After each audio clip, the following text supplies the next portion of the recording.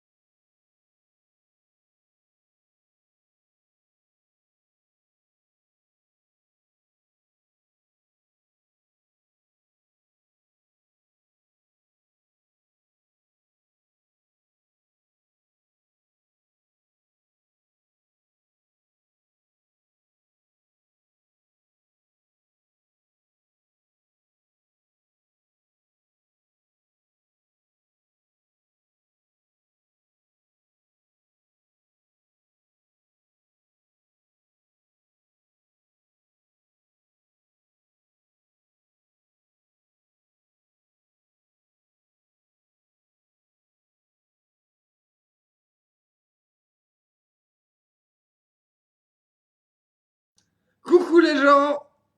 Ça va démarrer dans quelques instants. On attend. Qu'est-ce qu'on attend? Jonathan. Ha, ha, ha. Ha, ha, qu'est-ce qu'on rigole. Voilà, on attend qu'en fait ça démarre sur le Zoom, si vous voulez. Donc c'est organisé par bonsoir à tous tout d'abord. Donc voilà, on va passer, à mon avis, une grosse heure ensemble autour de la diffusion de fausses infos sur le coronavirus et de la meilleure manière de diffuser des fausses infos en général. Le tout étant évidemment de vous apprendre et de vous montrer quelques petites techniques qui vous permettent de comprendre comment est-ce qu'on vous manipule afin de ne pas être manipulé. Voilà. Donc on va démarrer dans quelques instants. J'attends juste parce qu'en fait il y a un Zoom organisé à côté. Euh, qui est organisé par le comité interuniversitaire des étudiants de médecine, et donc Alors ça va démarrer voilà, dans bonjour quelques à instants. tous. Bienvenue à cette de Vincent. Vincent, tu es là? Oui, je suis là. Alors attends, pourquoi la vidéo démarre pas là? Je vois ta photo qui clignote et je ne t'entends pas. Attends. Voilà, là tu m'entends. Ah voilà, Voilà. super. Par contre, la caméra, ouais, le problème c'est qu'elle est active de l'autre côté. Alors attends, on va faire ça comme ça. Euh, Voilà, on va faire ça comme ceci. Je vais devoir juste la couper ici. Euh, voilà. Est-ce que si je fais ça ici, est-ce que ça fonctionne pas? Pom, pom, pom, Est-ce que si je la supprime ici, parce que je retransmets en live aussi, j'essaie de Ouais, comprendre. voilà, c'est bon. Ah, voilà. Magnifique. Super. Donc voilà. Par contre, du coup, je vais adapter mon truc. Ouais. Voilà. Attends, je peux déjà essayer le partage d'écran, juste 2 secondes, comme Ouais, ça je vas-y. vois.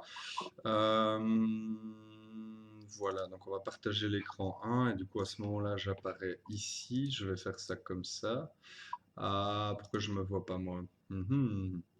Nous, on te voit. Oui.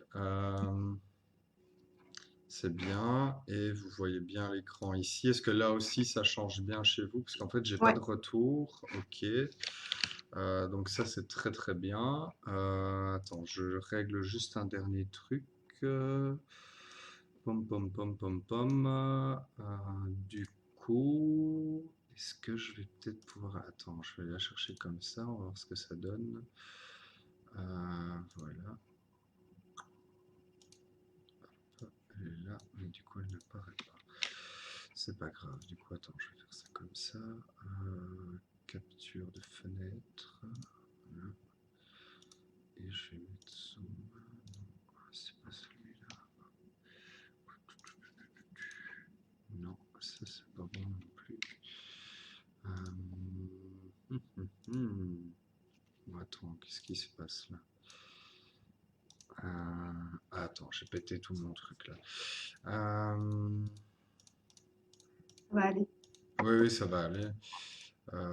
Voilà, donc ça c'est bon. Par contre, ma capture de fenêtre, elle n'est plus. J'ai supprimé la mauvaise capture de fenêtre. Ok.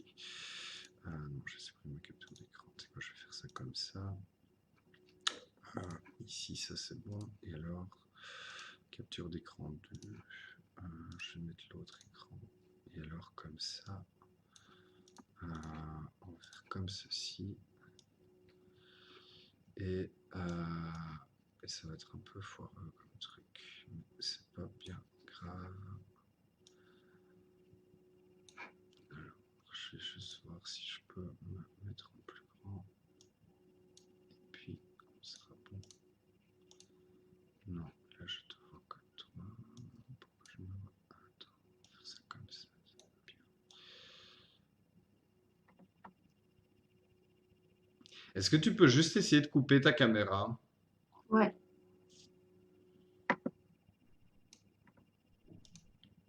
Voilà. Ok. Ah oui, est-ce que tu peux me mettre, faire mettre en vedette, soit épinglé, je sais plus. Attends, je regarde. Ah oui, épinglé. Ah, il y a épinglé la vidéo et vidéo en vedette. Ah, voilà, comme ça, c'est bien. Ça, c'est top. Alors, comme ça, parce que comme ça, du coup, je vais faire ça comme ça. C'est pour qu'il y ait ma bête tête en face aussi. Alors, Ouais. attends. Hop. Donc, ça, c'est bon. Ok, alors je vérifie. Normalement, on va être bon comme ça. Voilà, je crois que là, j'arrive à la fois à être chez vous et de l'autre côté, donc c'est très bien. Maintenant, donc moi, là, vous voyez mon écran et vous me voyez, c'est ça chez vous? Ouais, c'est ça. Super. Ah bah ok. Ah bah c'est génial. Très bien. Ok. Bah, tu peux, je te laisse parler du coup si tu veux introduire tout ça. Voilà. Ah, donc, ben voilà, donc on avait ceux qui étaient là, je crois que je ne sais plus, c'était le 12 mars, je pense, à l'ULB. On avait invité Vincent, c'était malheureusement le dernier jour, juste avant la fermeture des universités. J'espère que on n'aura pas une autre mauvaise nouvelle demain. Sinon, tu vas vraiment nous porter la poisse. Ouais, ouais, je crois que je porte la poisse, ouais. Mais bon, voilà, donc nous, ça nous semblait important. Bon, voilà, comme on n'avait pas eu un gros public ce jour-là, on tenait vraiment à refaire cette conférence. Donc voilà, Vincent a bien accepté.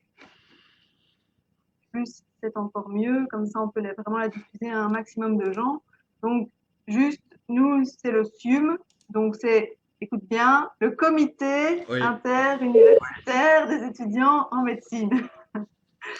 Donc, on s'occupe, on est présent sur les 5 universités de Wallonie et voilà, on crée des activités pour les étudiants en médecine, mais on aime bien aussi, voilà, créer, enfin, faire des activités pour les autres étudiants et en l'occurrence ici, bon, ben, comme ça en ligne, voilà, on ouvre à tout le monde. Donc, on espère que vous allez apprendre plein de... Alors, juste un petit truc pour l'organisation. Donc, on demande évidemment que tout le monde coupe son micro pendant que Vincent parle. Alors, si jamais vous avez des questions, dans la barre en dessous, vous avez réaction. Vous mettez un petit pouce Ou et on essaiera. vous pouvez les écrire en fait. Si jamais Ah oui, dans le chat. j'ai sous les yeux dans le chat en Zoom, dans le chat, j'ai les questions sous les yeux. Maintenant, Ok. étant donné que je suis sur deux écrans à la fois et que l'installation est un peu nouvelle en plus, d'autant plus qu'il y a un jeu en même temps, je risque de parfois pas voir les questions, mais de toute façon, au pire, je les reprendrai après. Donc, vous inquiétez pas si je les vois pas en live. Voilà. Ok, on fait ça. Parfait. Allez, je te laisse. À tout à Super. l'heure. Merci beaucoup. Voilà. Donc, j'espère que tout le monde va bien. Donc, dans le chat Zoom, s'il y a le moindre problème, n'hésitez pas à me le dire. Je vérifie juste un instant si de ce côté-là, ça a l'air bon. Ouais, ça a l'air bon. Donc, c'est bon, on est parti. Donc, merci à tous d'être là. Donc, ceux qui sont dans le Zoom ou sur les pages Facebook, Nordpress, etc. Je suis en tout cas très content d'être invité par le comité interuniversitaire des étudiants de médecine. Là, je crois que je l'ai bien dit. C'était un honneur pour moi et ça s'était effectivement passé d'une manière un peu surréaliste la dernière fois parce qu'on était juste avant la fermeture des universités et un confinement qui est arrivé quelques jours plus tard et malheureusement j'ai l'impression qu'on repart vers la même chose et je suis donc heureux de pouvoir peut-être amener ma petite pierre à l'édifice de peut-être de plus de compréhension de certaines informations qu'on peut voir passer. Donc évidemment les étudiants en médecine ont certainement plus de connaissances que moi à plein de niveaux. Donc moi j'essaie d'apporter mon expertise sur la diffusion d'informations, sur la diffusion de fausses informations. Évidemment, je suis pas médecin, je suis pas épidémiologiste, même si j'essaie de lire énormément de choses là-dessus. Voilà, j'ai pas la vérité absolue et je cherche pas à endoctriner de quoi que ce soit. Évidemment, dans la présentation que je vais vous faire, il y aura des opinions personnelles d'une certaine manière qui transpirent parce que je pense que la neutralité n'existe pas. J'essaie juste en tout cas d'essayer de rechercher le plus d'honnêteté intellectuelle possible, même si c'est un combat quotidien. Donc voilà. Donc j'ai décidé en fait de vous présenter tout un tas de différents moyens de désinformer les gens, de désinformer les populations via des fausses informations qui soient diffusées sur Internet ou ailleurs. Et donc pour ça, j'ai décidé d'utiliser le jeu Plague Inc. Evolved, qui est donc un jeu que vous pouvez retrouver sur Steam et sur vos téléphones aussi, etc., qui est un jeu qui date d'il y a maintenant quelques années et qui, évidemment, avec la crise du coronavirus, a connu un nouveau boom assez énorme. Et ce qui est vachement intéressant, c'est qu'en fait, le jeu propose un scénario fake news. Et en fait, ce scénario fake news, moi, je l'ai découvert découvert un petit peu par hasard. Et il se fait que je suis convaincu que la personne qui a adapté le jeu, qui à la base est un jeu qui permet avec un virus, une bactérie, un parasite, etc., d'infecter le monde entier, la personne qui a adapté le jeu pour les fake news est quelqu'un qui s'y connaissait vraiment bien parce qu'en fait, à peu près toutes les options qu'on retrouve dans le jeu pour infecter les gens avec des fausses informations trouvent des exemples dans la réalité et pour moi sont très pertinents. Et donc je suis très content d'utiliser cet outil parce que déjà c'est ludique. Ça vous permet après d'aller choper le jeu qui coûte quelques euros je pense et de vous de jouer un petit peu avec aussi parce que ça peut vous apprendre et vous remémorer quelques trucs qu'on aura vu aujourd'hui. Et voilà. Et puis du coup, voilà, c'était une expérience que j'avais envie de mener à nouveau. Je l'avais déjà fait il y a quelques mois. Et ici, je l'ai travaillé beaucoup plus, c'est-à-dire que quasiment type d'infection et de type d'amélioration de notre virus, on va dire, je les ai rattachés avec des informations de la réalité ou des analyses des contenus, des documents de la réalité. Donc j'ai à la fois ici un PowerPoint et également le jeu que vous avez ici, qui s'affiche donc bien ici. Est-ce qu'on peut juste me confirmer dans le chat en Zoom si le jeu s'affiche bien? Voilà. Donc ici, je vais donc ici nommer mon épidémie. Donc il y a une épidémie de fausses informations. Donc j'ai appelé ici Covid-19 Bill Gates. Et on va donc démarrer ici le scénario fausse information. Le scénario fausse information, il commence tout d'abord par un pays qu'on doit choisir, un pays à tromper. Et donc, je vais vous demander ici dans le chat, donnez-moi un des pays par lesquels on peut commencer, comme ça vous avez un petit peu d'interactivité, tout ça, même si, voilà, le premier qui répond aura gagné, hein. Bon, allez, la Russie, hop, c'est parti. Donc, on va démarrer par la Russie. Ici, dans le scénario fake news, contrairement au jeu de base, donc je vous lis les textes, hein, si jamais vous n'arrivez pas à les lire. Rendez-vous dans le menu fausse information pour définir Covid-19 Bill Gates ou la propagation. On a juste fait, c'est qu'on a choisi un endroit où démarrer les fausses informations et on lui a donné un nom, c'est tout. Par contre, on ne lui a pas encore donné de manifeste. Et donc le manifeste, ça consiste en quoi? Alors attendez, ici déjà je peux cliquer. Donc dans le jeu, en fait, à chaque fois que vous cliquez, vous gagnez des points. En fait, à chaque fois que vous avez une infection d'un nouveau pays, vous gagnez des points. Et donc ici, je vais aller dans mon manifeste. Et le manifeste, il va vous permettre en fait de choisir un type de désinformation. Et du coup, ici, vous allez avoir le choix entre désinformation scientifique, climatique, technologique, financière, médicale, corporative, juridique, politique. Et alors, on peut voir à chaque fois que... et alors ici, je vais... Pardon, excusez-moi, parce qu'en fait, je dois juste bouger un truc ici. Voilà, je vais mettre ça là comme ça. Non, ça ne va pas. En fait, je suis en train d'adapter un truc juste pour les gens qui sont dans le Zoom. Ouais, bon, tant pis pour les gens qui sont là-bas. Euh, voilà. Vous avez donc ici les gens qui sont en zoom. En bas de l'écran, vous avez en fait ici l'indice de viralité de votre information, la plausibilité. Et alors ici aussi à droite, on a, mais les gens qui sont sur les pages Facebook le verront pas parce qu'il y a ma tête devant, on a l'onglet communauté en fait, qui est un onglet qui vous... donc la viralité évidemment, bah, comme son nom l'indique, est à quel point votre agent de fake news est pathogène, à quel point il se diffuse vite. Et on a aussi la plausibilité, parce qu'on peut avoir une fausse information qui se diffuse extrêmement vite, mais qui en fait est tellement peu plausible qu'elle ne tient pas à long terme. De la même manière qu'un virus peut être extrêmement contagieux, mais finalement pas extrêmement létal. Le jeu va être, dans le jeu de base, doit être en fait de jouer entre cet indice de létalité afin de ne pas tuer tout le monde directement, parce que si vous avez un virus extrêmement fort qui débarque dans un pays et qui tue tout le monde, bah, il ne se diffusera pas ailleurs, vu que tout le monde est mort, quoi. Donc c'est toujours un jeu de balancier comme ça. Et du coup, voilà, ici je vais choisir un des types de désinformation, et à chaque fois que vous cliquez évidemment sur un type de désinformation, c'est plus ou moins facile. Il vous indique déjà un taux de viralité de base, mais bon, ça n'a pas énormément d'importance. Donc ici, évidemment, on va faire de la désinformation médicale, même si on pourrait choisir scientifique. On va commencer par là. Ensuite, on a dans notre manifeste, on doit choisir en fait quelle est l'origine de cette désinformation, quelle est l'origine de cette fausse information, qui l'a créée. Du coup, ici, on va regarder un petit peu tout ce qu'on a. On a l'origine, les élites, les employés de bureau, les communistes, les racistes, les journalistes, un dirigeant mondial, les politiciens, les scientifiques, artificielle, les célébrités, les chatons, les extraterrestres, les Illuminati, les animaux domestiques, les étrangers, les multinationales, les hommes, les femmes. Et alors évidemment, selon là aussi le truc que vous choisissez, vous aurez plus ou moins de viralité au départ. Et du coup, c'est un peu accessoire, hein. Ça, c'est un truc plus ludique qu'informationnel.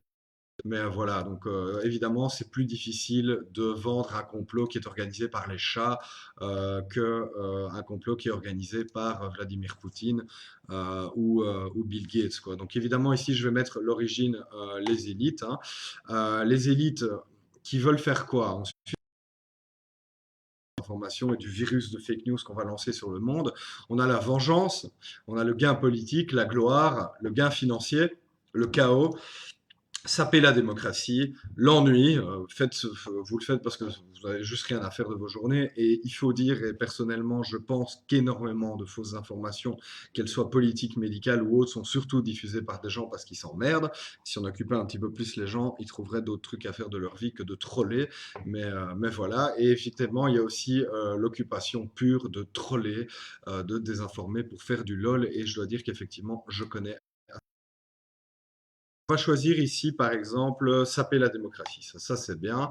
Et alors, saper la démocratie, et on va blâmer qui? Donc là, on doit choisir, en fait, dans notre fausse information, qui est-ce qu'elle va blâmer.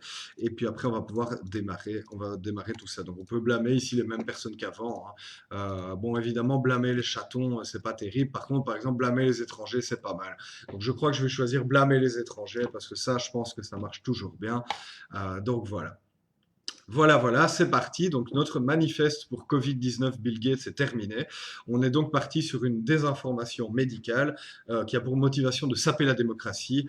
L'origine de cette désinformation est évidemment l'élite et qui veut ainsi blâmer les étrangers. En fait, la désinformation qu'on est en train de faire, c'est un petit peu comme, on est un petit peu finalement dans la peau de Donald Trump et on va essayer d'utiliser tous les ressorts qu'un Donald Trump peut utiliser pour désinformer ici sur le Covid. Nous voici dans la peau de Donald Trump. Enfilez vos perruques. C'est parti. Ça va déboîter. On voit ici donc que notre virus a démarré en Russie et donc on peut accélérer un petit peu. On peut accélérer un petit peu de temps. Ici, il nous dit, pouvez-vous tromper le monde? On y va, on continue. Et on va devoir attendre d'accumuler des points qui se trouvent ici en bas à gauche afin de pouvoir améliorer notre virus de désinformation. Donc là, par exemple, effectivement, la Russie, c'est pas le meilleur pays où démarrer. Un très très bon pays où démarrer, c'est la France parce que déjà les gens sont assez, enfin voilà quoi. Et en plus de ça, la France est centrale. Et donc évidemment, comme pour l'épidémie qu'on a connue de Covid-19, vous trouvez ici avec plein de lignes aériennes en étant de manière avec énormément de frontières, évidemment, ça joue et ça aide. Alors on notera aussi ici que le jeu n'en a strictement rien à battre des Belges, puisque la Belgique a été complètement absorbée par la Belgique. Par contre, pour représenter la Corse, il y a du monde, hein, mais quand il faut représenter la Belgique, rien à battre. Donc voilà, la Belgique n'existe plus, elle a été absorbée par la France. Ici, on a accumulé 15 points de fausses informations. Et je vais donc ici aller dans l'onglet croissance. Et c'est là où on va commencer à ne pas faire que jouer, mais que je vais aussi vous expliquer des petites choses. N'hésitez pas si vous voulez commenter des trucs et tout, hein, je lis dans le Zoom. On va commencer par le bouche à oreille. Et alors là, effectivement, c'est la base, c'est un petit peu la base de tout. Donc faites passer votre information comme augmente légèrement la viralité. Donc à chaque fois, on pourra voir si ça augmente la viralité, la plausibilité ou la communauté qu'on voit ici à droite. Quand effectivement le bouche à oreille, je pense que d'une manière générale, même si aujourd'hui on a les réseaux sociaux et qu'on a de l'information même qui est imprimée, qui passe à la télévision, etc., le bouche à oreille, c'est vraiment absolument terrible parce que ça continue aujourd'hui à être pour moi une des sources les plus importantes de désinformation parce qu'il y a un côté confiance qui est extrêmement important. Et on le voit très souvent aujourd'hui dans les désinformations qu'on a sur le Covid, des gens qui vont vous dire que c'est la cousine du cousin de machin qui est infirmière et qui sait bien qu'il y a une prime de par patient Covid qui est mort à l'hôpital et que du coup c'est pour ça qu'on déclare les patients Covid, qu'on déclare des gens qui ne sont pas morts du Covid comme des patients Covid. Et en fait évidemment c'est le jeu du téléphone arabe et on a de la désinformation qui passe de bouche en bouche et qui n'est vérifiée par rien du tout. Sauf que les gens l'ayant entendu de quelqu'un en qui ils ont confiance, évidemment ont tendance à le répéter de manière beaucoup plus facile et sans aller vérifier derrière. Et effectivement c'est souvent fait de bonne foi parce que les gens ne se rendent pas compte qu'en fait ils diffusent une information qui a été déformée, parfois qui a été déformée par un mensonge à l'origine, et parfois qui s'est déformée, comme je vous le dis, dans ce jeu de téléphone arabe, où on passe de l'idée que, enfin, d'une information qui vient de la bouche d'une infirmière, effectivement, et qui se transforme complètement après être passé par 10 bouches et 15 oreilles, et 16 et 20 oreilles différentes. Voilà. Un autre type, donc une fois qu'on a ici, on a dépensé 2 points pour mettre donc le bouche à oreille comme vecteur de diffusion de la fausse information. Et ensuite, on a plusieurs choix différents. Donc on a le choix d'investir dans Internet. Vous allez voir qu'on va investir un peu dans tout, hein. Donc je vous les montre petit à petit, mais là je vous montre déjà les ciblages de base. On a Internet, la télévision, les journaux, la radio. On va commencer par ce côté-ci. Donc Internet, ici, je vais mettre un point et je vais repasser du coup ici sur mon écran là. Et je dois dire que je vais donc vous montrer à chaque fois des petits exemples par rapport au type de contamination de fake news que je veux. Je dois dire qu'effectivement, même dans des journaux aujourd'hui, je pense qu'il y a un vrai problème, il y a un vrai problème de connaissance scientifique des journalistes en général et de respect du lecteur d'une manière encore plus générale. C'est que je pense personnellement, alors qu'on essaye de pousser les gens à avoir un esprit critique et avoir un esprit scientifique, un esprit rationnel, à être des citoyens éclairés, je suis effaré personnellement quand je vois un article comme le truc de Voici d'il y a un mois maintenant qui explique que Véronique Jeannot, donc une actrice française, est guérie des cancers. Voici pourquoi elle déconseille vivement la chimiothérapie. Dans cet article, il se fait que la journaliste de chez Voici indiquait que c'était un merveilleux espoir, que donc Véronique Jeannot déconseillait complètement la chimiothérapie et qu'elle s'en était sortie sans et que c'était donc un merveilleux espoir pour les patients atteints de cancer dans le monde. Ce genre de choses est absolument criminel à mon sens et c'est absolument dingue qu'on a des gens qui sortent normalement d'écoles de journalisme ou de communication ou autre et qui en arrivent à publier des machins pareils. Et je pense que la responsabilité, on va en parler beaucoup dans le petit blabla d'aujourd'hui des grands médias est absolument terrible et on la voit vraiment au jour le jour. Dans un autre genre aussi, on a ici qui est aussi une émission de radio, mais où l'article est également publié toujours en ligne sur le site internet. La RTBF, dans une émission qui s'appelle La vie du bon côté, a vraiment tendance à faire venir n'importe quel charlatan pour raconter tout et n'importe quoi sur notamment la lithothérapie. Et on retrouve du coup dans les commentaires de l'émission des gens qui expliquent qu'ils ne font plus confiance à leur médecin, mais connaissent très bien quelqu'un qui lui vend du quartz à se mettre sous les bras pour guérir de son cancer du sein. Et ça me terrifie personnellement. Euh, voilà, donc Internet, effectivement, dans l'exemple ici, est vachement... Il n'y a pas grand-chose à en dire parce qu'en fait, tout le reste va en découler. Voilà. Donc, un autre type de désinformation par lequel on peut cibler, c'est évidemment la télévision. Et pour ça, j'aime à rappeler, même si on a tendance à accuser énormément Internet d'être la source de tous les maux, vous avez ici une étude de 2017 qui demande aux Français quels sont leurs principaux canaux d'information. Et leurs principaux canaux d'information restent très très majoritairement la télévision, en tout cas dans les sources d'information qu'ils considèrent comme valables. Et aujourd'hui, on l'a tous vu pendant cette crise, il y a énormément de désinformation qui a été publiée à la télévision, notamment parce que, et on y reviendra plus tard, les télévisions ont, notamment les chaînes d'infos en continu, ont adapté le système qu'ils ont habituellement de débat, de pour, de contre, où on va donner quasiment 5 minutes, 5 minutes pour les juifs, 5 minutes pour les nazis, et on va faire débattre les gens euh, sur des plans d'égalité complètement inégaux et on va juste vouloir créer du clash, créer de la polémique et on a l'impossibilité de vouloir un consensus en fait. Il faut un débat, il faut absolument un débat et du coup ils sont capables d'aller nous chercher les pires hurluberlus pour avoir un avis différent des autres et ces gens sont mis en avant et fatalement pour la plupart des gens, aujourd'hui encore, quand on les interroge, et je ne vais pas vous sortir toutes les études là-dessus, mais les gens ont beaucoup plus confiance en la télévision qu'en Internet, malgré tout. Et donc, à partir du moment où vous avez quelqu'un qui se retrouve sur un plateau de télé, on lui donne une légitimité, et on lui donne une légitimité qui est effarante, et je voulais du coup vous passer ceci. Euh, je vais vous passer ceci, donc qui est juste ici, et donc il y a Je vous jure, c'est absolument effarant. Alors, je vous conseille surtout de regarder le visage de Catherine Hill, qui est donc épidémiologiste, pendant que ce type cause, ce type qui est un polémiste de chaîne d'information, qui là est invité par cette horrible pour parler du Covid, alors que ce type n'a absolument aucune compétence et va déblatérer pendant 2 minutes des idioties infinies devant une épidémiologiste qui, elle, est chez elle, tandis que des couillons en plateau n'ont pas de masque et sont en train de se cracher au visage, même avec la distanciation. Écoutez. C'est pas question de mettre pendant la santé et l'économie. Moi, je dis qu'il n'y a pas de deuxième vague. C'est un mensonge. Il n'y a pas de deuxième vague. Si on prend les indicateurs qu'on prenait pour la première vague, il n'y a pas de deuxième vague aujourd'hui. Il y a une légère remontée parce que le nombre de cas, ça ne veut rien dire parce que le nombre de cas, la plupart sont asymptomatiques. Bon, ils ne sont pas malades, donc voilà. Ou c'est des gens qui ont des traces du virus, donc c'est pas un problème. Le nombre de réanimations. Zut, vous n'avez pas de son. Zut, vous n'avez pas de son là-bas. Attendez. Hop, attendez. Eux, ils n'ont pas de son. Partagez le son de l'ordinateur. C'est bon. C'est reparti. Tout va bien. Dites-moi. En fait, c'est pas question de mettre pendant la santé et l'économie. Moi, je dis qu'il n'y a pas de deuxième vague. C'est un mensonge. Il n'y a pas de deuxième vague. Si on prend les indicateurs qu'on prenait pour la première vague, il n'y a pas de deuxième vague aujourd'hui. Il y a une légère remontée parce que le nombre de cas, ça ne veut rien dire parce que le nombre de cas, la plupart sont asymptomatiques. Bon, ils ne sont pas malades, donc voilà. Ou c'est des gens qui ont été malades, qui ont encore des traces du virus, donc c'est pas un problème. Le nombre de réanimations et le nombre de décès augmente légèrement, mais c'est une houle, c'est pas une vague comme la première. C'est pas une vague comme la première fois. Ce n'est pas une vague comme la première fois.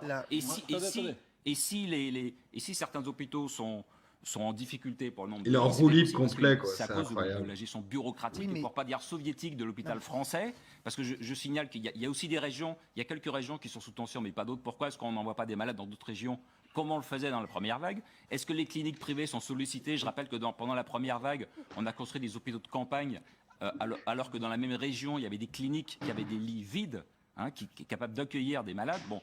Donc il y a peut-être un problème de gestion de l'hôpital pour absorber cette houle, mais ce n'est pas une deuxième vague. J'adore votre raisonnement. Et donc non au couvre-feu et non au confinement. Philippe, en d'autres lieux, d'autres circonstances, sinon on tue l'économie. J'aurais applaudi. À mon avis, c'est très personnel, vous avez raison sur tout, sauf sur l'essentiel. On est en deuxième vague. Voilà. Non, on n'est pas en deuxième vague. Moi, quand vous parlez d'administration soviétoïde de l'hôpital français, j'applaudis. Mais c'est pas notre débat. On n'est pas en deuxième vague. Quand on regarde le nombre de décès, on n'est pas en deuxième vague. Ça, c'est et je rappelle, et je ne suis pas seul à le dire, parce que je rappelle que vous avez cité le professeur Toussaint, il y a aussi le professeur Théron qui dit la même chose. Et il y a 2 semaines, il y a une pétition de 350 professionnels de la santé qui ont dit qu'il n'y avait pas de deuxième vague. Regardez là sa tête, c'est formidable. Dans le JDD. Je me souviens. La pauvre. Voilà, ils l'ont passé à Mediapart. Et dimanche dernier, comme par hasard, Journal Dimanche passe une tribune de seulement 7 médecins, dont la plupart ont des intérêts liés au groupe pharmaceutique. Enfin voilà. Voilà. Donc je voulais vous montrer ça. Alors je voulais aussi vous montrer, je ne sais pas si ça va charger. Regardez ça. Donc ça ici, c'est un autre exemple pour vous montrer à quel point, en fait, là, je pense que vraiment, il y a un véritable problème de formation scientifique des journalistes, parce que la plupart des journalistes sont plus issus de formation maintenant en communication, dans son cas plus dans les lettres que dans les chiffres. Et du coup, ça se voit très le début de cette crise. Et alors là, on a un présentateur c'est filmé au téléphone, vous m'envoyez désolé, un présentateur de France 5 dans l'émission C'est dans l'air qui explique ceci. On avait une idée que la science c'était carré et qu'il n'y avait pas de débat. On a tous découvert que la science était sujet à débat. Oui, mais d'habitude, le débat se fait... Voilà, donc là, on a un présentateur qui est censé quand même représenter une certaine autorité, etc., qui nous explique qu'on a tous découvert que la science était sujette à débat et qu'il y avait du débat dans la science. Voilà, donc ce genre de choses est pour moi absolument sidérant. Et voilà. Donc voilà, comme quoi la télévision, je pense qu'aujourd'hui, malheureusement, il y a énormément de gens qui ont eu énormément de merde mise dans la tête, notamment par les chaînes d'information, qui, comme ici, j'ai dans les commentaires PC qui le disait que sur les questions climatiques, c'est la même chose. On s'est retrouvé avec énormément de gens climato-sceptiques, mais sans aucune connaissance sur le sujet, juste parce que les chaînes d'information ont besoin de clash, ont besoin de débat, et donc ils sont capables de faire venir n'importe quel débile pour s'exprimer sur des sujets dont on n'a strictement aucune connaissance, simplement pour alimenter le débat, parce que c'est pas vendeur pour eux d'avoir un consensus. Et je pense que le côté financier et le côté de recherche des chiffres des médias aujourd'hui à tout prix est un des trucs les plus déstabilisants de nos démocraties. C'est pas pour rien que Trump est arrivé au pouvoir aussi, parce que c'est vendeur de montrer du Trump. Et Trump, à l'époque, était même diffusé en boucle sur CNN parce qu'il le prenait comme un clown. Et finalement, ils ont tellement montré le clown qu'ils l'ont installé dans l'espace médiatique et qu'ils en ont fait quelqu'un d'important. Et donc, c'est pour ça notamment que je pense qu'un service public de l'information fort, c'est extrêmement important, mais c'est un autre sujet. Euh, donc, on va passer ici, du coup, à un autre type. Attendez, je regarde ce qu'on avait juste après. Donc ici, on a également le ciblage qu'on peut faire également, et le ciblage de journaux papier. Le ciblage de journaux papier ou de presse en ligne, hein, parce que c'est quand même ce qu'ils sont devenus aujourd'hui. Et je dois dire qu'effectivement, là-dessus, là aussi, il faut dire malheureusement que la presse en ligne, bah, de la même manière que la télévision, bien au-delà des complotistes de base sur Internet, la presse en ligne à l'information diffusée sur le Covid, parce que là aussi, on a vu les mêmes articles sur des gens complètement sceptiques, sur des gens qui diffusaient ce il y a quelques jours ici, on n'est pas dans le médical, mais on a le fameux journal Sud Presse que je connais un tout petit peu sur leur site Sudinfo, qui publiait une photo de Samuel Paty qui n'était pas une photo de Samuel Paty. Voilà, parce que aller vérifier les choses est quand même beaucoup trop fatigant. Dans un autre genre aussi, ça je vous le conseille réellement, et d'ailleurs tous les slides je les mettrai après sur la page Nordpresse, je pense, comme ça vous les aurez. Je vous conseille cet édito de Gilles de Bernardi que vous pouvez trouver si vous cherchez sur Google, vous allez le trouver en entier, qui s'appelle Il n'y a pas d'épidémie, juste un complot. Et en fait, ce truc dit ceci: l'épidémie est terminée depuis longtemps, elle n'a d'ailleurs jamais commencé. Invention du nouvel ordre mondial pour tenir les citoyens en laisse. L'État impose le port du masque pour étouffer les libertés. Le vaccin contre le coronavirus, bien que non encore découvert, se trouve déjà discrédité. Il constitue une autre forme d'oppression sournoise de la part des élites, un crime déguisé en remède. On nous vaccinera pour mieux nous pucer, nous fliquer, nous empoisonner, enrichir Bill Gates et les pontes du Big Pharma. Le ministère de la Santé, naturellement, se couche devant les très puissants laboratoires. Et donc, en fait, évidemment, ce truc est satirique, c'est du deuxième degré. Et en fait, ce qui est absolument formidable et incroyable, c'est que personnellement, j'ai vu passer plein de fois cette capture d'écran et cet édito. Et en fait, j'ai survolé le truc et j'ai cru que c'était un débile qui parlait au premier degré. Personnellement, j'en ai lu suffisamment. J'avais pas envie d'en lire un 20e. Et en fait, en préparant cette formation, j'ai lu ce truc en entier. Je me suis rendu compte que c'était du second degré, évidemment. C'est pour se foutre de la gueule des gens qui prennent ça, qui pensent réellement ça, alors que, évidemment, ça ne tient pas debout. Et en fait, du coup, je me suis rendu compte que dans énormément de groupes Facebook et sur Twitter, même Snapchat, WhatsApp, etc., cet édito est partagé par des gens qui sont complètement complotistes et prennent ça pour argent comptant. Et prennent en fait cet édito du journaliste, qui est fait pour se foutre de leur gueule, comme étant un soutien. Et je trouve ça aussi terrifiant que formidable. Et donc voilà, je voulais vous en parler, comme quoi la presse papier a encore de beaux jours devant elle. Voilà. Donc, dans un autre genre aussi, et dans un autre genre, justement, quand on lit que le titre, et ça, c'est arrivé justement aujourd'hui, donc c'est tout nouveau, c'est tout frais, comme quoi cette formation est toute récente, et c'est formidable. Twitter France a annoncé aujourd'hui, et effectivement, ça marche, que quand vous voulez retweeter un article, mais que Twitter a détecté que vous ne l'aviez pas ouvert, ils vous mettent un message de rappel pour vous pousser à lire l'article avant de le partager. Et ça, je serais très très étonné que ça tienne. Personnellement, je trouve que c'est une formidable initiative. Par contre, Twitter va perdre beaucoup d'argent parce qu'en fait, les gens vont passer plus de temps à lire les sites qu'ils partageaient avant sans les lire. Donc, je suis curieux de voir si ça va tenir, mais je pense est important parce qu'en fait, moi, je m'en rends bien compte, notamment via Nordpress, pour un article qui a 100 likes, il y a 2 vues. Donc, c'est-à-dire les gens like, il y a 98% des gens qui n'ont pas lu l'article et mettent un like, et pour 2 vues, il y a 5 à 10.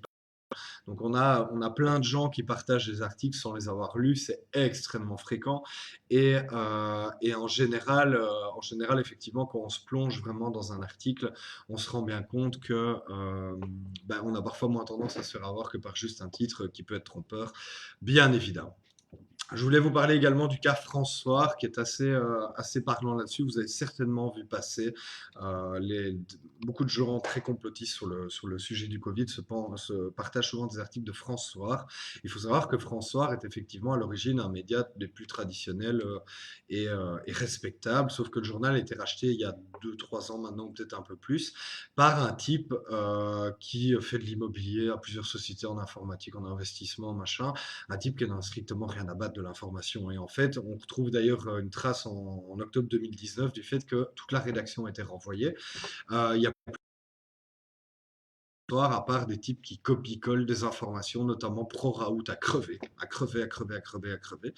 Et, et voilà. Et du coup, en fait, François, maintenant, n'est plus du tout un journal traditionnel et de confiance, est devenu, en fait, mais toujours avec le même titre, le même nom de domaine, le même logo, est devenu un journal qui diffuse absolument tout et n'importe quoi, et qui est une usine à clics, tout simplement. Voilà, même si la plupart des informations sont sûrement réelles, il diffuse énormément de choses sans les vérifier, parce qu'il y a tout simplement plus de journalistes à François. Donc voilà, donc ça peut être effectivement fortement trompeur, et je pensais que c'était important d'en parler. On a d'ailleurs Didier Raoult qui à un moment, et ce tweet est toujours en ligne, explique que son bulletin scientifique a été censuré par YouTube. Effectivement, sa vidéo a été censurée par YouTube pendant quelques heures. Elle a été réuploadée, elle a été réactivée ensuite. Sauf que le tweet de Didier Raoult est toujours là. Du coup, il y a encore énormément de retweets et de gens qui croient que Didier Raoult est toujours censuré. Or, cette vidéo, elle est bien sur le site de son IHU. Voilà, voilà. J'espère que vous allez bien. Vous pouvez me dire dans les commentaires si tout va bien, si je parle pas trop vite, si c'est intéressant, tout ça. Je suis très content de vous avoir. Tout ça est un peu nouveau, hein, donc voilà, pardonnez-moi des petites erreurs ou des petites choses à améliorer. Elles le seront évidemment à l'avenir et je suis à votre écoute. Donc le ciblage de radio. Le ciblage de radio, c'est aussi effectivement intéressant. Et après, on va passer voir l'épidémie. Elle va tracer à fond, vous allez voir, hein, parce que là, on est très dans le théorique. On retourne au jeu très bientôt. Radio, effectivement, là c'est un truc dont j'ai pas vraiment d'exemple, mais je voulais quand même vous en parler pour un petit sujet, un petit truc que je trouve amusant. La plupart d'entre vous pensent certainement, vous connaissez l'histoire sur laquelle Orson Welles aurait lu une adaptation de H.G. Wells, donc de la guerre des mondes, sur laquelle les extraterrestres débarquaient aux États-Unis en 1938, eh bien, on a raconté, effectivement, comme vous l'avez là sur le truc de journal juste là, que ça avait créé une véritable vent de panique aux États-Unis avec des gens qui seraient suicidés, qui auraient fui leur domicile avec femmes et enfants, croyant que les extraterrestres avaient. Je vous invite à regarder sur Wikipédia et à regarder un petit peu diverses sources à ce sujet. Il se fait en fait que les médias traditionnels à l'époque, donc les médias papier, ont monté l'histoire quasiment de toutes pièces, en fait, pour décrédibiliser le média radio qui en 1938 est émergent. Et du coup, en fait, on expliquait que ce média était extrêmement dangereux parce qu'on ne pouvait pas savoir qui parlait derrière le poste. Il n'y avait pas, on va dire, un ours avec les coordonnées de la rédaction, etc. Et que donc ça pouvait être un vecteur de diffusion de fausses informations. Et en fait, finalement, on a accusé Orson Welles de tout un tas de trucs qui ne se sont jamais produits parce qu'en fait, des gens, notamment, ont essayé de retrouver ces familles des gens suicidés, ils ne les ont jamais retrouvés. Donc voilà. C'était un petit aparté, comme quoi il y a toujours à chaque fois l'émergence de nouveaux médias, de nouveaux moyens d'information, de la même manière que le lobby des diligences à l'époque au Far West a grandement mené une campagne de lobbying contre l'arrivée du train en expliquant que c'était dangereux d'aller aussi vite et que le cerveau allait exploser à l'intérieur du crâne, ce genre de choses. Voilà, le progrès est souvent abîmé par des gens qui ont envie de protéger leur petit business à l'ancienne aussi. Et je trouve ça important d'en parler. Donc, on va juste maintenant revenir à notre écran de diffusion de notre fake news. Et là, on voit évidemment que ça démarre bien, ça explose. Bam, bam, bam, bam, bam, bam, bam, bam, bam. On commence à infecter plein de pays. Donc, on va voir ici, bon, on n'a que 123 personnes qui sont trompées, hein, mais vous voyez, ça circule, ça circule, ça circule. C'est très, très bien. C'est très, très bien. Il y a quelqu'un qui nous dit si tu défends la 5G, je te mute. Écoutez, sur la 5G, je suis très partagé. Voilà. Je suis plutôt contre, je pense, parce que je pense qu'on n'en a pas besoin maintenant. Je pense qu'on lui met aussi tous les mots de la terre dessus. Mais voilà, c'est mon avis personnel et ça n'a rien à faire ici. Donc voilà. Donc, un des autres trucs qu'on va pouvoir utiliser qu'on va pouvoir utiliser pour diffuser notre virus, c'est ce qu'ils appellent ici l'adaptabilité. Donc ça va permettre notamment, parce que dans le jeu, ce dont je ne vous ai pas encore parlé, c'est qu'on a aussi des gens, dans le jeu principal, on a des gens qui cherchent un vaccin contre votre virus ou votre bactérie ou votre parasite. Ici, on a en fait des gens qui font du contrôle de l'information. Et du coup, le but du jeu va être en fait de polluer, de désinformer la planète entière. Et on aura perdu si jamais la moitié de la planète est informée, on ne pourra plus les désinformer. Donc il va falloir suivre aussi ces gens qui contrôlent l'information et essayer de les défoncer. Et c'est ce qu'on va voir. Par exemple, ici, on a harcelé les détracteurs. Donc, pour empêcher que nos fausses informations soient dénoncées par certains journalistes, il faut harceler les personnes elles-mêmes. Et ça, c'est un truc que je peux vous montrer ici. Donc, attendez, parce que hop, non, hop, voilà. Parce que du coup, je dois rechercher, vu qu'on n'est pas dans l'ordre et que. Attends, Voilà, harceler les détracteurs. Ça, c'est un truc qui se produit énormément. On l'a d'ailleurs vu aussi sur les questions climatiques, hein, par exemple, avec des gens qui en arrivent à harceler la pauvre Greta Thunberg, enfin, des trucs mais complètement délirants. Et effectivement, comme on dit, si vous voulez tuer le message, tuez le messager, quoi. Je sais pas si on dit un truc du genre. Et effectivement, Trump, notamment, a vraiment pour habitude d'aller mettre au pilori des journalistes en leur expliquant face à face en conférence de presse devant tout le monde que CNN devrait les virer, que ces gens sont des hontes. Et alors du coup, en fait, à chaque fois que Trump, évidemment, met en avant et met au pilori un journaliste, bah, évidemment, le journaliste se fait complètement défoncer sur les réseaux sociaux et on en arrive parfois à des trucs vraiment terribles où on a des débiles armés qui vont devant des résidences de journalistes pour les menacer juste parce que les gens rapportent des faits. Et effectivement, ce type de choses fait qu'il y a des gens aujourd'hui qui n'osent plus informer et qui n'osent plus faire leur métier. Et quand on pense à notamment la journaliste maltaise qui a été carrément assassinée pour ça, ou en Russie des journalistes qui tombent de balcons, des trucs, des accidents au polonium, ce genre de choses, ça arrive. Et je vous conseille là-dessus les, euh, les rapports de Reporters sans frontières là-dessus, des journalistes qui risquent leur vie pour informer dans le monde, il y en a encore beaucoup trop malheureusement, et ça va pas tellement s'améliorer en fait, avec le plus en de donc voilà. Donc un truc qu'on peut faire aussi, c'est tweeter des méchancetés. Là, j'ai pas grand-chose à en dire, hein. Donc voilà. Alors passer pour des contrôleurs, ça c'est très intéressant. Donc ça va nous permettre en fait de casser la désinformation en se faisant passer casser le fact-checking, donc la vérification des faits, en se faisant passer nous-mêmes pour des vérificateurs de faits. Et alors là, pour ça, je voulais vous parler de ceci. Contrôle, voilà. Passer pour les contrôleurs. Alors ça, c'est vraiment très très intéressant. Il faut savoir qu'il y a toute une sphère en France d'extrême droite, hein, parce que globalement, on y trouve quasiment que ça, qui en fait se définissent même comme une sphère de réinformation. Et donc, ils vous expliquent qu'ils sont là pour réinformer les gens. Réinformer les gens. Alors du coup, par exemple, je suis tombé sur un site qui nous conseille 10 sites de réinformation. On y trouve F de souche, qui veut dire français de souche, enfin François de souche, qui est devenu ensuite F de souche. Polémia, qui est aussi un truc tenu par Jean-Yves Le Gallou, qui est un limite néo-nazi complètement dingue, et aussi un site de réinformation qui s'appelle Dégauchissez-vous, donc on sent la neutralité, on sent l'objectivité. Et alors je vous conseille aussi d'être relativement méfiant de ce truc qui s'appelle l'Observatoire du journalisme, dont l'URL est ojmr, je crois, .fr, qui en fait là aussi l'Observatoire du journalisme est clairement un truc qui est dirigé par des gens dans toute cette sphère très très à droite. Et donc voilà, il ne faut pas y voir. On va dire que l'Observatoire du journalisme est à l'extrême droite, ce que Acrimed est plutôt à l'extrême gauche. Et je trouve en tout cas que l'honnêteté intellectuelle d'Acrimed est bien meilleur. Et en tout cas, peut-être au centre, voire centre-gauche, Arrêt sur image fait vraiment un bon boulot. Par contre, l'Observateur du journalisme est vraiment juste une poubelle idéologique. Et voilà, mais malheureusement, effectivement, énormément de médias aujourd'hui se placent dans cette posture de réinformation afin de décrédibiliser tous les médias traditionnels et également les gens qui, eux, font vraiment de la vérification d'informations. Et effectivement, à partir du moment où vous mettez dans la tête des gens que c'est un média de réinformation, ils se sentent un petit peu valorisés, ils se sentent plus intelligents, tout le monde. Et alors, on a ici IVG, parce qu'effectivement ici il est indiqué SOS IVG. Bah, effectivement, c'est un truc qui n'a pas vraiment de rapport avec ce dont on parle, mais on peut en parler parce que je trouve ça important. Si vous tapez en fait sur SOS IVG, maintenant le site a été viré. Ben non, voilà, vous l'avez ici. Donc si vous tapez IVG en fait sur trouver en fait sur un site et je trouve ça personnellement extrêmement emmerdant parce que ces gens ont le droit à la parole. Bien qu'aujourd'hui en France il y a un délit d'entrave à l'IVG, donc ces gens à mon avis pourraient être condamnés. En fait, ce site, et il y a plusieurs enquêtes qui ont été faites là-dessus, je vous les conseille, je sais plus où j'ai vu ça. Il y a des vidéos YouTube qui en parlent notamment. En fait, quand vous appelez ces numéros-là, vous vous retrouvez face à des gens proches de la Manif pour tous qui vont vous déconseiller, vous empêcher d'avorter.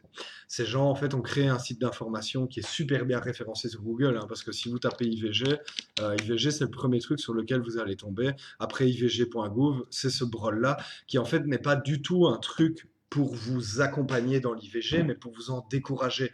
Et en fait, on a ici des témoignages qui sont complètement bidonnés. D'ailleurs, on voit les photos, on voit bien que c'est des photos de banque d'images, que c'est pas des photos réelles.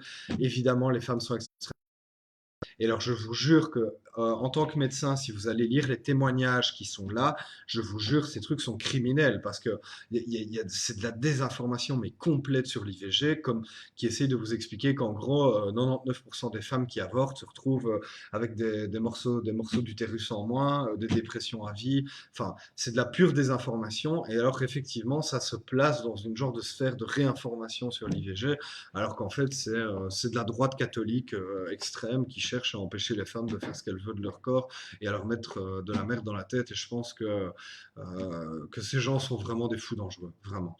Et, euh, et voilà. Voilà, voilà. Donc, on va donc continuer. Je sais pas que. Ouais, ça va. On est à 45 minutes, c'est bien. Continuons ici. Alors, je sais pas pourquoi, du coup, je suis plus en plein écran. Hop, non. Ah, voilà. Ici, on est. Ah! Ah! Le pays est devenu tout noir. Qu'est-ce qui se passe? Mon Dieu, il y a un bug. Oh mon Dieu, c'est bizarre. Je crois que j'ai fait bugger le truc. Bon, ben la Russie est toute noire. Voilà, c'est tout. Voilà, c'est tout noir maintenant. Ça va être tout noir. Voilà. Bon, on continue. On continue donc ici. Notre virus se développe bien. On voit que l'information ne monte pas trop. Donc, des milliers de personnes trompées par Covid-19 Bill Gates, c'est super. Euh, voilà, donc ici ça continue bien. On va voir qu'ici ça va commencer à prendre, hein. On va devoir taper de l'infection à crever, donc ici je vais regarder un petit peu ce qu'on va faire. Alors, opposition impopulaire, ça c'est pas mal du tout. Ça c'est vraiment un truc, je trouve, qui en termes de diffusion de fausses informations est vraiment pas mal du tout. Ça consiste en fait à trouver un opposant impopulaire et à le mettre en avant. Je vous explique. Je vous explique. Personnellement, et là, on est vraiment dans le cadre de l'opinion personnelle. Bon, ici, je n'ai rien contre Enrico Macias, mais il faut savoir que récemment, Enrico Macias, qui apparemment n'est pas apprécié par beaucoup de gens en France, en tout cas, n'est pas aimé par. Enfin, il y a beaucoup de gens en France qui ne l'aiment pas, voilà. Enrico Macias a annoncé qu'il quitterait la France si Marine Le Pen gagnait la présidentielle de 2022, et Marine Le Pen en a profité pour mettre une raison supplémentaire de voter pour moi. Et du coup, effectivement, pour certaines personnes, quand vous avez quelqu'un qui soutient une personne et que vous n'aimez pas cette personne, ben, ça vous en détourne. Et là, c'est très très personnel, c'est le truc le plus personnel que vous aurez ici. Et donc, je ne vous demande pas de le suivre, mais je trouvais ça quand même un peu rigolo. Personnellement, j'ai une boussole inversée Bernard-Henri Lévy qui consiste à me dire que toutes les personnes que soutient Bernard-Henri Lévy doivent être mauvaises tôt ou tard à un moment. Et du coup, effectivement, Bernard-Henri Lévy a soutenu Macron, DSK, Polanski, Yann Moix, Manuel Valls, Harvey Weinstein, Ségolène Royal, puis Sarkozy. Et maintenant, il soutient Didier Raoult. Et du coup, personnellement, j'arrive pas à soutenir Didier Raoult parce que je pense que vu que Bernard-Henri Lévy le soutient, il y a un truc louche. Et voilà. Voilà. Donc voilà, ça effectivement, à partir du moment où vous pouvez trouver quelqu'un à mettre en avant, c'est un petit peu comme dire d'une certaine manière, hein. C'est encore ce genre d'argument, c'est un argument complètement fallacieux, évidemment, hein. Je dis ça un petit peu pour rire, c'est un argument fallacieux. C'est comme d'aller dire aux véganes, Hitler était végétarien, ce qui d'ailleurs n'est pas tout à fait vrai. Mais voilà, ça n'a strictement aucun sens comme argument. C'est pas parce que Hitler portait des slips qu'il faut arrêter de porter des slips, quoi. Enfin, voilà. Voilà. Récupération de fausses informations. Donc ça, c'est très intéressant aussi. C'est en fait aller mettre en avant, et là, on va revenir dans la sphère de la réinformation où on était avant. Récupération de fausses informations. Hop, attendez, je vais chercher ça ici. J'espère que ça va toujours pour vous. Moi, je suis très content de vous parler. Récupération de fausses informations, en fait, en quoi ça consiste? Eh bien, en fait, ça consiste à expliquer que les autres sont les désinformateurs. Et pour cela, du coup, je vais vous montrer les deux trucs à la fois, en fait. Attendez, où est-ce que je l'ai ici? J'ai deux trucs à vous montrer à la fois, comme ça, on va faire une pierre deux coups. Pop, pop, pop, pop, pop, pop. Attendez, je l'ai pas ici. Excusez-moi. Ah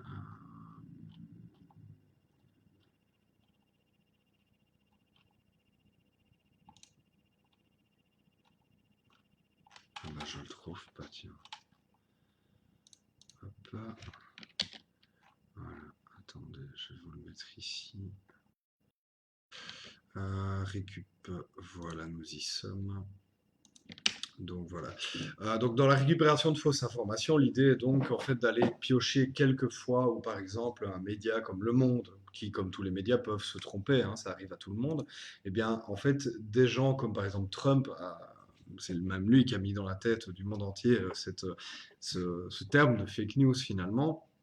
Trump ne fait qu'accuser CNN, etc., d'être des médias de fake news, alors que lui-même, lui le premier même, est le premier à désinformer à longueur de journée, à longueur de journée. Et du coup, en mettant en avant quelques fausses informations que des médias traditionnels ont pu diffuser, en fait, il se permet de décrédibiliser tout le travail du média. Et du coup, dans le genre, on trouve par exemple ceci, les bobards, donc qui sont gérés là par la fondation Polémia, Polémia dont je vous parlais juste avant et qui se veut un truc de réinformation. Bon, cérémonie qui est organisée globalement par la droite catho, droite extrême droite catho, et qui en fait va faire une quinzaine de fausses informations diffusées par la presse traditionnelle pour les accuser du plus grand bobard de l'année, et en fait décrédibiliser le travail de milliers de journalistes sur l'année qui ont travaillé sur plein de sujets en mettant en avant quelques sujets qui ont effectivement mal été traités. Et parfois ils ont mal été traités, par exemple, et du coup vous vous retrouvez avec un argument extrêmement fallacieux aussi. C'est ici par exemple, ils accusent l'AFP annoncé que 40% de la glace du Groenland avait fondu et qu'en réalité, il s'agissait d'une incroyable erreur de traduction. Et là, ce qu'ils font là, c'est de la pure désinformation parce qu'en fait, on va mettre le doigt sur un mini truc sur le sujet climatique, par exemple, qui est faux, qui a mal été retranscrit, pour en fait cacher tout le reste. Parce que c'est pas parce que... Enfin, il y a des gens qui croient en voyant ça qu'il n'y a pas de glace qui fond aujourd'hui, qu'il n'y a pas de réchauffement, juste parce qu'effectivement l'AFP s'est gouré sur un truc.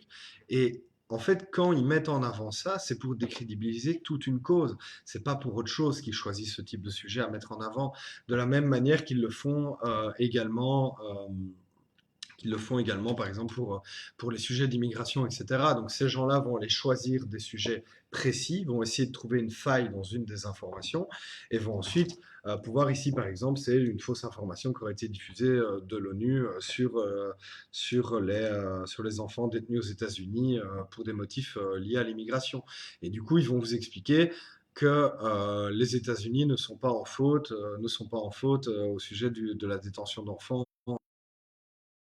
Les États-Unis enferment des enfants dans des cages comme des animaux, c'est un fait. Mais en pointant une désinformation qui a été faite une seule fois, ils permettent de décrédibiliser tout le reste. Et voilà, c'est une technique qui marche extrêmement bien. Et voilà, nous continuons. Donc, j'avance un petit peu, hein, parce que... Voilà. Hop, donc notre virus se diffuse bien. Donc la Russie, il est demandé aux agences d'avoir un nouvel élément de désinformation, hein, voilà. Les gens commencent à flipper un petit peu, hein. Mais alors là, on voit qu'il y a enfin, les fact-checkers sont en train de reprendre du terrain, donc il va falloir qu'on s'adapte un petit peu et il va falloir qu'on essaye de les empêcher de, euh, de récupérer. D'informer les gens correctement. Donc on va utiliser l'accusation de parti pris. Donc ça, je ne sais plus si j'ai une slide là-dessus, je regarde. Hop. Là-dessus, bon, accusation de parti pris, évidemment, on va essayer d'accuser les journalistes, les gens, d'avoir des liens avec tel ou tel truc, d'être fatalement trop écolo, par exemple. Et du coup, on a effectivement des gens qui vont expliquer aujourd'hui à des journalistes, oui, mais toi, t'es écolo, c'est normal que vous parliez du sujet. Alors que finalement, bien souvent, il s'agit de sujets d'intérêt général et évidemment que tout le monde devrait avoir une certaine fibre écologique, comme tout le monde devrait, à mon sens, pouvoir défendre les droits des femmes. C'est pas du militantisme. Être de droite économiquement et considérer, par exemple, que les charges patronales doivent être à un tel niveau ou autre. Pour moi, il y a discussion parce qu'effectivement, il y a des modèles qui se valent plus que d'autres. Il y a des pays où ça réussit mieux que d'autres. Il y a des pays où, très à droite économiquement, le taux de chômage est très bas, et du coup, les gens vivent mieux, effectivement. Voilà, ça peut se discuter. Par contre, effectivement, aller discuter sur est-ce que la pollution c'est pas bien, ça me semble complètement inadapté aujourd'hui, quoi. Voilà. Expert en discrédit, effectivement, ça sert aussi à continuer à discréditer les personnes et donc continuer à taper sur le messager. Il y a des trucs qui sont un petit peu communs, donc j'avance. Hop, hop, hop. Ça va dans le Zoom, vous dormez pas là? J'espère que vous allez bien. Je l'ai sur Facebook, malheureusement, j'ai pas le temps de lire les commentaires parce que ça va trop vite. Donc voilà. Donc on continue. L'info Covid plus populaire que les théories de la Terre plate. Yes, on a gagné. Bon, parce que voilà, mais voilà, regardez comme notre virus se diffuse bien, c'est magnifique, c'est magnifique. Alors regardez, là on est à 58 millions, on commence à rattraper les informés, donc là ça commence à devenir très très très très bon. Ouh là, il faut cliquer partout, partout, partout, voilà. Alors là on a plein de points, là on a plein de points, et là c'est là on va commencer à tout défoncer. Donc on va envoyer, qu'est-ce qu'on va envoyer? Un prospectus imprimé. Ça vous semble peut-être un peu idiot, mais en fait, un prospectus imprimé, c'est encore extrêmement courant, en fait. Enfin, moins courant que les posts sur les réseaux sociaux, mais je voulais vous montrer à ce niveau-là ceci. Euh, deux trucs qu'on m'a envoyés. Donc ici, il est marqué le virus. Donc c'est un type qui a trouvé ça dans sa rue, accroché à un panneau. Donc il y a des gens qui impriment des fausses informations et qui vont les diffuser dans la rue, hein, parce qu'on vit en dictature et qu'on ne peut pas s'exprimer dans le monde. Donc il faut imprimer des prospectus et les afficher sur des abribus. Euh, à noter qu'une fois, il y a un type qui s'est retrouvé avec dans sa boîte aux lettres une fausse info de Nord-Presse que quelqu'un avait imprimée, selon laquelle tous les célibataires de plus de 30 ans devraient accueillir un migrant chez eux. Et le gars avait imprimé ça dans tout son immeuble et dans toutes les boîtes aux lettres. Je trouve ça effarant, mais voilà. Donc ici, ce papier a été trouvé par un type et il explique que notamment comment je protège les autres de ce Covid-19. Au fait, on ne connaît pas les 18 premiers.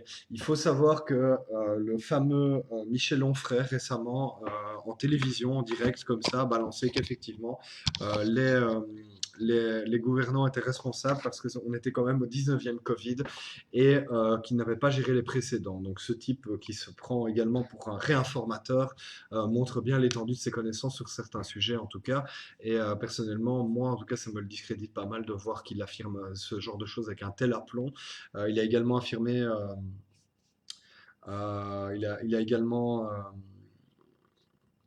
il a également affirmé récemment qu'effectivement, on faisait maintenant des IVG de confort jusqu'à 9 mois et que les femmes allaient pouvoir se débarrasser de leur bébé jusqu'à 9 mois. En fait, c'est un truc qui existait déjà avant et dans certaines conditions de détresse psychologique grave, il y a des femmes à qui qu'on avorte jusqu'à 9 mois. Effectivement, ça existe, mais c'est pas pour ça que les femmes vont pouvoir avorter juste en disant: ah, j'ai mal à la tête, je me sens pas bien, j'ai une petite déprime. Et c'est ce que genre d'idée que Michel Onfray essaye de diffuser, c'est que maintenant, n'importe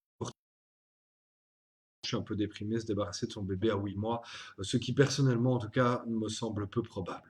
On verra bien dans l'avenir ce qui se passe, si l'avenir lui donne raison ou tort, mais je pense bien que l'avenir lui donnera tort. On a Geoffroy qui nous demande, la gauche fait aussi de la réinformation, il n'y a que la droite qui est connue pour ça. Ben, en tout cas, le terme réinformation, personnellement, je le vois fort à l'extrême droite. Maintenant, on a des gens qui, par exemple, comme Alain Soral, qui se définit de gauche des valeurs, de droite des valeurs et gauche du travail, je sais pas comment, un truc comme ça, ou l'inverse, gauche des valeurs. Donc, bref.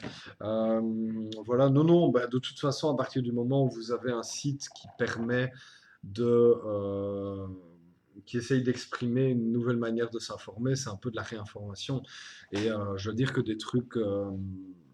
Maintenant, j'ai l'impression personnellement, mais c'est peut-être mes opinions personnelles qui jouent et mes propres biais idéologiques qui jouent, j'ai l'impression que les sites qui se considéraient comme de la réinformation à gauche ou à l'extrême gauche sont quand même moins de mauvaise foi que ceux à droite ou à l'extrême droite, mais c'est quand même pas toujours le cas parce que même si le site fait un bon boulot souvent, c'est quand même le site reporter.net qui avait sorti l'histoire qu'il y avait eu un mort ou un type dans le coma, Tolbiac, à l'université française, là où il y avait, à la fac, où il y avait eu un blocus, un assaut de la police, etc. C'est ce site-là qui avait affirmé, brûle pour point, qu'il y avait eu un type dans le coma, alors que pas du tout. Donc voilà, parfois effectivement, et tous les journalistes peuvent avoir tendance, d'autant plus quand ils sont militants, je pense, à sombrer parfois dans des informations qu'ils ne vérifient pas, et moi le premier, hein, ça m'arrive de publier des trucs qui sont bidons sans m'en rendre compte, parce que je suis juste bouffé comme tout le monde par mon biais de confirmation, et que j'ai des informations qui parfois, quand elles me semblent trop belles pour être vraies, je les prends comme vraies sans les avoir vérifiées. Donc voilà, malheureusement, ça nous arrive à tous et c'est un combat quotidien de ne pas se laisser avoir, quoi. Donc un autre prospectus ici aussi que quelqu'un m'a envoyé sur ma page Facebook, c'est ici quelqu'un qui mettait des petits papiers là par terre dans la rue et qui vous explique que voilà, écoutez, ne croyez pas ce que vous disent les médias, et écoutez le professeur Perron, Toussaint, Raoult, qui sont les trois gars les plus connus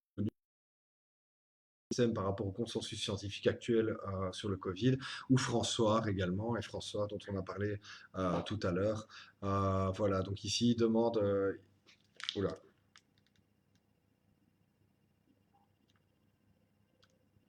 Ah, c'est bon, ça va, vous êtes toujours là? C'est bon, attendez, je regarde. Ouais, c'est bon. Il y a mon micro qui s'est coupé, je crois. Euh, Voilà, voilà, voilà. Alors, on va ajouter aussi les débats télévisés, hein. On va ajouter les débats télévisés. Après, j'essaie d'avancer, hein, parce que, hop. Donc là, ça fait 1 heure. Je suis très content de vous avoir ici. Donc, les débats télévisés. Les débats télévisés, le vrai problème, comme je vous le disais tout à l'heure, c'est que les médias ont vraiment eu tendance à traiter le médical avec le même logiciel idéologique et le même logiciel de fonctionnement que le reste. Et du coup, on s'est retrouvé effectivement avec ces émissions où tout le monde vient donner son avis sur des sujets qu'ils ne maîtrisent pas, qu'ils ne connaissent pas. Et personnellement, ça me terrifie de voir ce qu'on a vu tout à l'heure, un type qui n'a strictement aucune compétence médicale, parce que autant je pense que Didier Raoult se fout de la gueule du monde à beaucoup de points, sur beaucoup de points où, en tout cas, il y a un truc qui lui est monté à la tête pour être dans une posture anti-système systématique. Mais maintenant, je ne suis pas médecin pour le juger. Maintenant, il est médecin et il a sa reconnaissance à plein de niveaux. Et du coup, sa voix, pour moi, a le droit d'être entendue, au même titre que d'autres personnes qui, au moins, ont fait les études pour et ont une vague légitimité.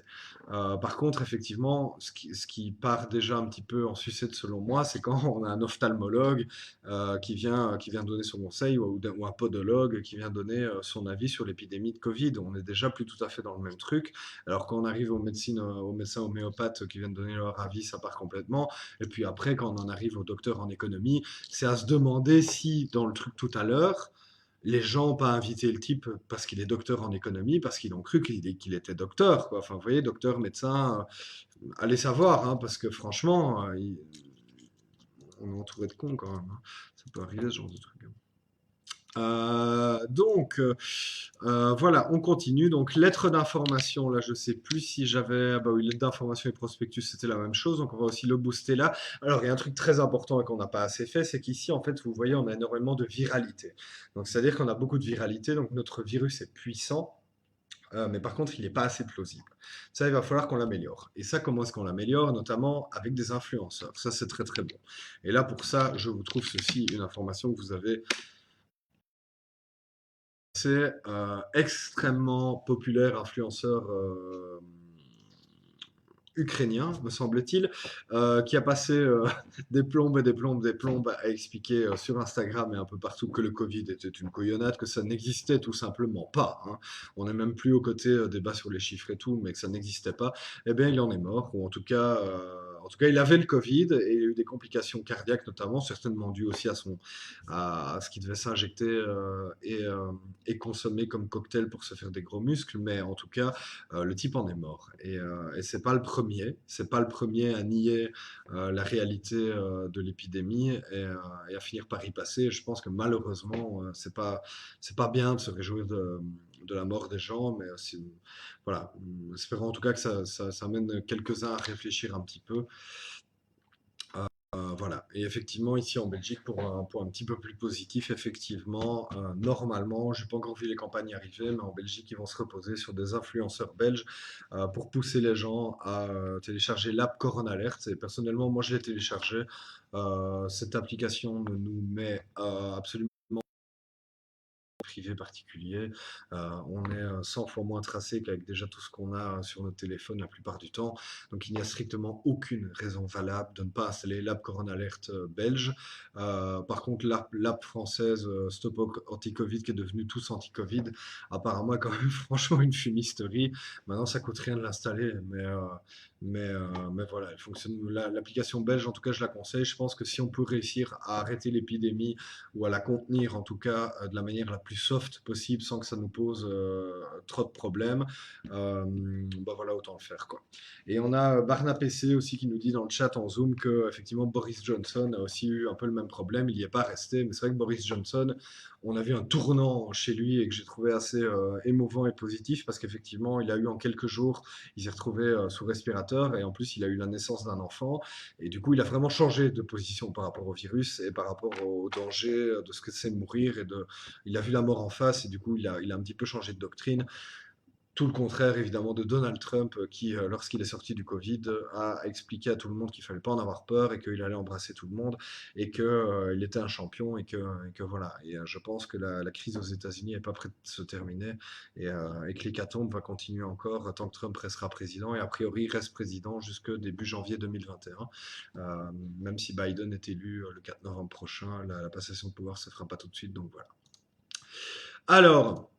Continuons. On a aussi ici l'engagement de faux experts. Bon, donc là, j'ai rien de spécial à vous mettre, même si en fait j'ai peut-être des trucs. Experts. Engager de faux experts. Bah là, en fait, c'est pas tout à fait sur le sujet, mais je voulais revenir là-dessus parce que je trouve ça vachement intéressant. Il y a un type qui s'appelle Stéphane Bourgoin, que je connaissais d'ailleurs un petit peu parce qu'il a écrit il a écrit 2 articles sur Nordpresse au début. Et en fait, Stéphane Bourgoin, si vous ne connaissez pas cette histoire, je vous conseille d'aller regarder, de chercher sur Google et YouTube, est un type qui s'est fait passer série pendant des années dans tous les médias, a écrit plein de bouquins, a raconté avoir rencontré 88 serial killers alors qu'en fait il en a rencontré 16 alors que grâce au fait qu'il avait menti avant, enfin il s'est inventé le fait qu'il avait une petite amie qui avait été tuée par un serial killer, c'est faux. Le type s'est inventé une vie et tous les médias ont bu ses paroles pendant des années. Et ce qui est terrible, et je pense que personne n'enquête là-dessus et personne n'ira remuer cette merde-là, mais ce type a aussi a conseillé la police. Ce type a été proche de certains ministres de l'Intérieur, etc., sur certaines décisions. Potentiellement, ce type, qui est un affabulateur complet, a orienté des décisions de justice, a orienté la vision médiatique qu'on pouvait avoir de certaines personnes. Et comme quoi, les journalistes n'ont jamais fait le travail, les journalistes traditionnels n'ont jamais fait le travail d'aller vérifier ce que disait ce type. Et il a fallu que des pour montrer un petit peu l'escroquerie qu'il y avait derrière ça, quoi. Voilà, voilà. Alors, un autre moyen de faire évoluer aussi notre épidémie, et puis on va bientôt pouvoir, à mon avis, gagner et défoncer toute la planète, c'est les mèmes, évidemment, les mèmes. Qu'est-ce qu'on ferait sans eux sur Internet aujourd'hui? Ce genre de mème qui en fait cherche d'une certaine manière à se moquer gentiment, mais en fait finalement ça fait aussi passer des idées. Quand vous voyez ce mème sur le fait que à 20h59, donc il y a un couvre-feu maintenant en France à 21h, et qui d'ailleurs a été prolongé à plus de départements, peut-être passé à 19h paraît-il, et qu'en fait on nous explique que comme ici en Belgique à minuit, bah, à 23h59, le virus ne serait pas dangereux, à minuit il devient dangereux. Je pense que ce genre de truc, enfin, personnellement, ça me fait même pas rire, c'est stupide. Faut vraiment être vachement limité, malheureusement, pour pas comprendre le pourquoi est-ce qu'on fait ça. Parce que les gens, le soir, dans les bars, et même la nuit, etc., font des soirées jusqu'à très tard, font moins attention aux gestes barrières, boivent de l'alcool, consomment des drogues, et du coup, font moins attention. Évidemment que le virus ne devient pas méchant après 21h, et je pense que la plupart des gens sensés l'ont compris, et en diffusant ce genre de blagues, ça permet aussi de décrédibiliser finalement des mesures que je pense relativement essentielles. Et dans un autre genre, je voulais vous montrer celui-ci aussi que je trouve assez marquant. C'est qu'en fait, ce même-là, qui est issu d'ailleurs du Nurchi de Astérix Mission Cléopâtre, que je tiens à saluer, à la base, en fait, a été créé en mars-avril, au moment où on n'avait pas de test, en fait, et on testait personne. Et du coup, on voyait l'épidémie exploser partout dans le monde, et l'impossibilité, en Belgique comme en France, de se faire tester, et que du coup, en fait, effectivement, les chiffres du Covid étaient très bas. Et puis ils ont explosé d'un coup à partir du moment où on a eu des gens qui sont rentrés à l'hôpital et qu'on a commencé à avoir des tests. Et du coup, ce même-là visait à dire que bah, tant qu'il n'y a pas de test, il n'y a pas de cas, pas de cas, pas de Covid, pas de Covid, pas de Covid. Et aujourd'hui, ce même est utilisé soit par des gens de l'autre camp, soit par les mêmes qui maintenant pensent autrement, qu'en fait, ils considèrent qu'aujourd'hui, si le Covid existe dans les médias et dans les chiffres, c'est uniquement parce qu'on teste trop. Et du coup, je trouve ça vraiment fascinant parce qu'un même est utilisé à 6 mois d'intervalle pour dire totalement autre chose. Et, euh, et voilà, je trouvais que c'est totalement par hasard quand les gens ont créé que c'est devenu ça, hein, mais je trouvais ça intéressant, donc je voulais vous en parler. Message de chat viraux. Est-ce que j'avais pas un truc sur les chats aussi? Ah oui, message de chat viraux. Bah oui, ça c'était juste pour vous montrer ça parce qu'effectivement j'ai l'impression que ça c'est la posture de beaucoup de gens ces derniers mois qui ont vraiment pleuré pour avoir des masques et quand on leur a dit qu'il y aurait des masques, ils veulent plus les mettre. Voilà. Donc je pense qu'aujourd'hui il y a une posture de certaines personnes et d'une grosse part de la société et c'est pas leur faute, c'est pas que leur faute, hein. Et on est tous un petit peu sensibles à ça, c'est d'être dans l'opposition constante, quoi que ce soit qu'on nous dise, quoi. Euh, et, euh, et, et je trouve que c'est vraiment terrible parce que je pense qu'aujourd'hui, si par exemple on obligeait les gens à porter la ceinture, si c'est seulement aujourd'hui qu'on obligeait les gens à porter une ceinture de sécurité, je pense qu'aujourd'hui il y aurait énormément de gens qui feraient des manifestations terribles pour pas porter leur ceinture, hein. De la même manière qu'aux États-Unis, il y a quelques années, il y avait, parce que dans la plupart des États, enfin dans certains États aux États-Unis, le casque n'est toujours pas obligatoire à moto. Et je me souviens d'une info comme ça il y a quelques années où il y avait une manifestation de bikers, je crois que c'était à Los Angeles, mais je peux vraiment me gourer. Et en fait, ils manifestaient contre le port du casque obligatoire. Et évidemment, il y a un des types qui participait à la manifestation et qui était un des leaders du truc, qui s'est pris un nid de poule, qui est passé au-dessus de sa moto et qui a eu sa cervelle éclatée sur le sol, quoi.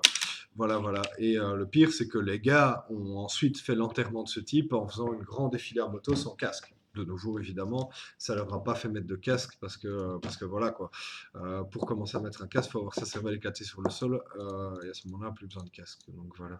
Je pense que malheureusement, il y a certainement des gens qui ne croient pas au Covid et qui ne croient pas à tout ce qu'on nous raconte et au consensus scientifique actuel et qui n'y croiront pas jusque dans leur tombe. Je pense que jusque dans leur tombe, ils croiront qu'on les a empoisonnés, que ça n'existe pas. Et s'ils pouvaient ressusciter pour venir nous dire que ça n'existe pas, ils viendraient le faire, hein. Donc voilà, moi j'ai peur des gens qui ressuscitent en zombies pour venir. Parce que si en plus ils se régénèrent, on n'est pas rendu, hein. Voilà. Donc ici, on a une vérification d'effet qui arrive à 25%. Donc ici, il va falloir la défoncer. Heureusement, on a plein de points. Donc là, j'avance un petit peu, on va avancer un petit peu plus vite. On va harceler les gens informés. Donc là, on en arrive, en fait, vous savez, à un point où non seulement on avait tout à l'heure le harcèlement des gens, des détracteurs et des journalistes, mais maintenant, on a aussi un harcèlement qu'on voit d'une certaine manière, des gens qui vous expliquent que vous êtes des moutons si vous écoutez le gouvernement quand il vous dit portez votre ceinture ou vous lavez-vous les mains, quoi. C'est quoi l'idée? C'est d'être dégueulasse? L'hygiène, c'est un complot? C'est quoi l'idée? Donc voilà, évidemment, on est très souvent traité de mouton quand on demande aux gens de se laver les mains aujourd'hui. Et pourtant, j'étais le premier à pas souvent me laver les mains. Moi, je fais attention. Voilà, donc article à charge, évidemment, ça vise à défoncer des journalistes. La poursuite en diffamation, très très bon, effectivement aussi. Et je m'y connais très très bien en poursuite et en procès. D'ailleurs, pour ceux qui regardent sur le live YouTube, enfin Facebook, ici en dessous, vous avez un lien tinyurl.com/procèsnp euh, où vous pouvez envoyer des sous pour le futur procès contre Sud Presse. N'hésitez pas à le faire parce que j'ai plus de thunes pour payer mon avocat, c'est un peu la merde. Voilà, donc effectivement, le procès, voilà, procès en diffamation, bah, effectivement, ça permet deux choses. Quand vous attaquez quelqu'un en diffamation, non seulement ça vous permet de dire que euh, de réfuter ce que la personne dit, parce que si quelqu'un vous accuse de quelque chose, vous pouvez dire ah oui, mais je suis en procès en diffamation. Ça vous permet de dire regardez, je réfute ce qu'il dit et c'est officiel, je suis allé déposer plainte. C'est un point intéressant. Et effectivement, si on vous accuse de quelque chose publiquement, je vous invite à le faire, à aller porter plainte en diffamation. Vous n'aurez jamais un bal, hein, faut pas espérer, ou c'est très très rare que ça arrive, mais néanmoins, ça vous permet de vous protéger, de dire regardez, j'ai réfuté, parce que sinon on vous accuse et vu que vous ne réfutez pas l'accusation, bah à ce moment-là, l'accusation est certainement vraie. Et quand, ça me rappelle d'ailleurs l'histoire de Nadine Morano et de Guy Bedos qui avait traité Morano de connasse. Morano avait dit quand Christiane Taubira a été traitée de singe, elle avait gagné en diffamation. Et quelqu'un lui répondait, oui, mais Madame Morano, il est clair que Christiane Taubira n'est pas un singe. L'accusation de Guy Bedos, il faudra encore réussir à le prouver. Et effectivement, en fait, à partir de ce moment-là, vous devez pouvoir prouver qu'il s'agit de diffamation. Et à ce moment-là, ça peut risquer aussi de mettre l'affaire dans l'espace public. C'est pour cette raison, notamment, que Nicolas Sarkozy s'est dénoncé par Mediapart. Nicolas Sarkozy n'a apparemment jamais porté plainte en diffamation contre Mediapart sur le sujet de l'affaire libyenne, parce que s'il allait en diffamation, il devrait se retrouver au tribunal pour démonter les arguments de Mediapart, et il n'a certainement pas envie d'avoir un procès supplémentaire qui mette les projecteurs sur cette affaire-là. Donc c'est pour ça qu'il ne va pas porter plainte en diffamation. Si jamais il se sentait vraiment innocent, il irait porter plainte en diffamation et il porterait l'affaire publiquement, quoi. En tout cas, c'est comme ça qu'on peut le deviner. Si quelqu'un va porter plainte en diffamation, c'est qu'il est peut-être bien coupable. Pas toujours. Il a peut-être juste la flemme ou peut-être juste qu'il n'a pas envie d'aller porter plainte jour et nuit, quoi. Voilà, boycott organisé, voilà, ça permet effectivement de pousser à boycotter un média, de pousser à boycotter une personne en particulier. Je m'y connais pas mal en boycott. Malheureusement, ça peut permettre aussi d'amener à des procès. Donc, je vous le déconseille. En tout cas, tant que moi, j'ai pas de jurisprudence, je vous le déconseille. Financer l'opposition. Ça permet, ça c'est ici une technique dont je n'ai pas exactement d'exemple directement, mais effectivement, pour faire passer des fausses informations, vous pouvez financer l'opposition en sous-main pour les démonter de l'intérieur, quoi. Voilà, voilà. Donc ici, on va tout booster, hein, tant qu'on a des points. Étendre la liste des victimes. Donc ici, on va changer la perspective de nos fausses infos. On va ajouter des victimes.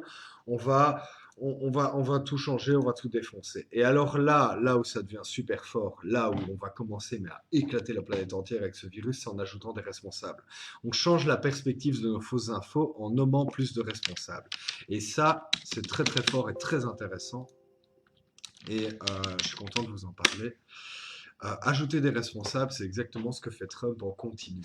Trump, depuis le début de cette crise, parle, ou quasiment depuis le début, du Chinese virus, donc du virus chinois. Et en fait, il n'arrête pas d'accuser la Chine du développement de ce virus, parce que c'est beaucoup plus facile pour lui, et qu'en plus, pour lui, c'est vraiment l'ennemi économique. C'est devenu, alors qu'avant c'était la Russie, la Chine est devenue le principal ennemi des États-Unis, en tout cas sous l'administration Trump. Et du coup, ça lui permet en fait de remettre ça sur la faute d'un autre. Et du coup, je suis retombé sur cet exemple que j'aime bien aussi, euh, de la syphilis. La syphilis, il faut savoir qu'à l'époque, et en fait, il y avait d'autres noms. la syphilis en France, elle était appelée le mal de Naples. En Italie, elle était appelée le mal français, parce qu'en plus, les Français baissent beaucoup tout ça et que c'est un peu une maladie qu'on associe à ça. Et en Angleterre, c'était aussi appelé le mal français. Par contre, en France, c'était aussi appelé parfois le mal des Anglais. Et en fait, on trouve aussi d'autres exemples que j'ai pas retrouvés là, du coup, je les ai pas mis pour être sûr, mais on retrouve des exemples où en Slovénie, ils appelaient ça, enfin, en Pologne, ils appelaient ça le mal russe, et en russe, le mal polonais.